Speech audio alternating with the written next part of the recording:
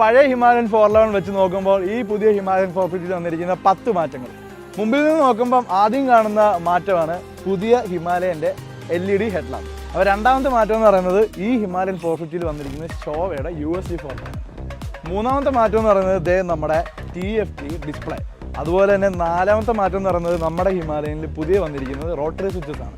അതുപോലെ അഞ്ചാമത്തെ മാറ്റം എന്ന് പറയുന്നത് 15 ലിറ്ററിൽ നിന്നും 17 ലിറ്റർ കപ്പാസിറ്റിയിലുള്ളൊരു മസ്കുലർ ടാങ്കാണ് 450 ഹിമാലയനിൽ വന്നിരിക്കുന്നത്. രണ്ടാമത്തെ മാറ്റം എന്ന് പറയുന്നത് നിങ്ങൾക്ക് കണ്ടാൽ തന്നെ മനസ്സിലാവും, നമ്മുടെ ഇൻ്റഗ്രേറ്റഡ് ടെയിലാണ്. അതുപോലെ ഏഴാമത്തെ മാറ്റമാണ് 120 സെക്ഷൻ ടയറിൽ നിന്നും 140 സെക്ഷൻ ടയറിലേക്ക്. ഹിമാലയൻ 411 എയർ കൂൾഡ് എഞ്ചിൻ ആണെന്നുണ്ടെങ്കിൽ അതിൽ നിന്നും മാറി പുതിയ DOHC ലിക്വിഡ് കൂൾഡ് എഞ്ചിനാണ് ഹിമാലയൻ 450 വന്നിരിക്കുന്നത്. അതുപോലെ തന്നെ നമുക്ക് ഈ ഹിമാലയൻ്റെ സീറ്റ് ഹൈറ്റും അഡ്ജസ്റ്റ് ചെയ്യാൻ പറ്റും. പഴയ ഹിമാലയനെ വെച്ച് നോക്കുമ്പോൾ പുതിയ ഹിമാലയൻ വന്നിരിക്കുന്ന എക്സോസ്റ്റ് നോട്ട് മാറ്റമുണ്ട്. ജസ്റ്റ് നമുക്കൊന്ന് കേട്ടോ.